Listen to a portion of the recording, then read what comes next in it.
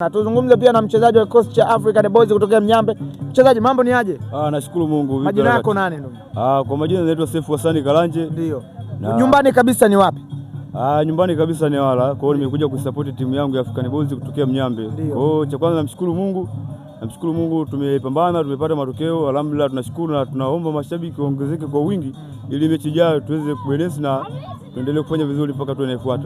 Moja kati ya misimu migumu sana ya Masala Super Cup unatajwa ni msimu huu pia. Tayari kuna Tandale Market, tayari kuna Fighter na Chingwea, kuna Nanguku, tayari kuna Mnyambe. Timu 4 zimekwenda, zinatafuta timu 12. Si hatua ya kawaida tunakokwenda. Unasemaje mashabiki wa Mnyambe wa African Boys, unawaambia neno gani? Maandalizi yenu sasa yatakuwaje kuelekea kwenye hiyo hatua inayokuja?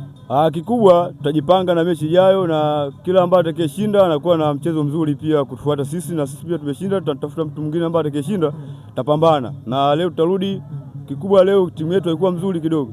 Tulitangulia goli la kwanza, ila tukarudi mchezo tukafanikisha, tukapata goli la kwanza tukachomoa, na hatimaye tukapata goli la pili tukaongoza. Kwa hiyo tunashukuru Mungu mpaka dakika 90 tunaongoza goli 2 na hatimaye tumepata ushindi. Kwa hiyo tunajipanga na mechi ijayo. Shukrani sana na kila laheri. Asante sana. Naam, asante na shukrani sana. Kinachofuata kwa mujibu wa ratiba hapa, kesho ni mapumziko na mechi itakayofuata ni kati ya Mamelodi kutokea maeneo fulani njia ya Masasi, lakini watakuwa wanacheza dhidi ya Mtumbwi kutokea hapa ndani ya makao makuu ya kata Nanganga, moja kati ya timu dume kabisa ambazo zilisimama kidogo ushiriki michuano mikubwa, lakini inarudi tena kwenye michuano ya ushindani. Hizi ni ripoti za Gayo Media, hizi ni ripoti za Mtama FM na Mabululu wa Bongo. Shukrani sana na asante.